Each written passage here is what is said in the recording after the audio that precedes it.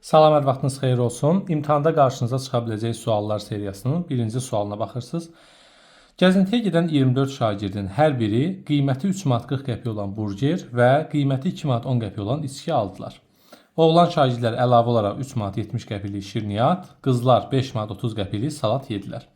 Oğlan şagirdlərin sayı qızlardan 2 dəfə çoxdur. Bu cümlədən biz artıq oğlan və qızların sayını tapa bilərik. Deməli, oğlanların sayı var, bir də qızların sayı var. Qızlar x-dir, oğlanlar 2x-dir. Çünki deyir ki, oğlanların sayı qızlardan 2 dəfə çoxdur.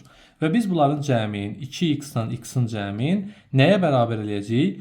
24-ə bərabər eləyəcəyik. Çünki cəmi say 24-dür.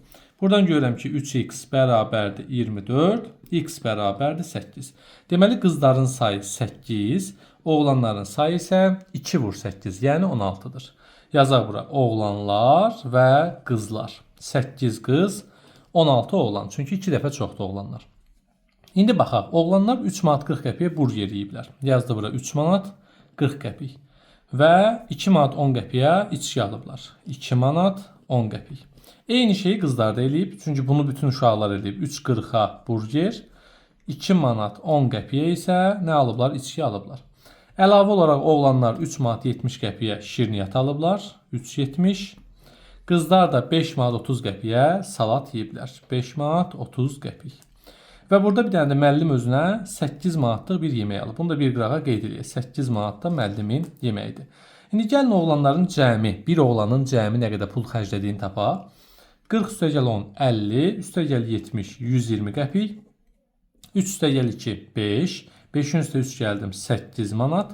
120 qəpik də bilirsinizsə 1 manat 20 qəpik deməkdir. 1 manatı 8 manatın üstə gələndə 9 manat 20 qəpik bir oğlanın xərcidir. Qızlara baxaq. 40 üstəgəl 10, 50, üstəgəl 30, 80 qəpik və 3, 2, 5 toplayanda 10 manat. Oğlanların sayı 16-dır. 9 manat 20 qəpik 16-ya vuracam. 16 vurulsun 9 manat 20 qəpik.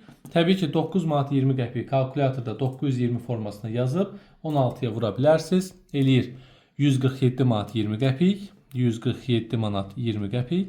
Qızların da sayı 8-dir. Vururam 10 manat neçə qəpiyə? 80 qəpiyə. Bərabərdir. 10 manat 80 qəpik də 1080 kimi yazıb qızların sayını vura bilərsiniz. Bu da eləyir 86 manat neçə qəpik? 40 qəpik. İndi deyir ki, ödədiyi puldan qalıq olaraq kassir 58 manat 40 qəpik qaytardı. İndi vəziyyət necədir?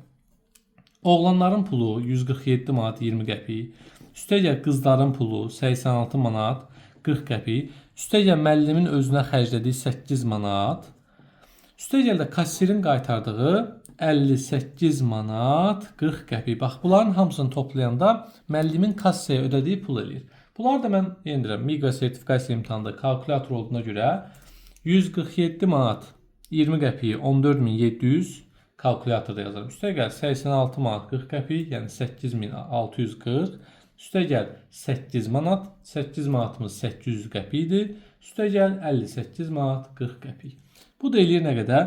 300 manat. Yəni 30.000 qəpik. Qəpik ilə alanda 30.000 qəpik eləyir. Manatla soruşsaydı cavabımız C variantı olardı. Amma bizdən qəpik ilə soruşduğuna görə doğru cavab olur E variantı. 30.000 qəpiyə bərabər. Videomuzu bəyənin, paylaşın və rəydə hansı mövzudan imtahan tipində düşündürücü sual gəlməni istəyirsinizsə mütləq qeyd edin.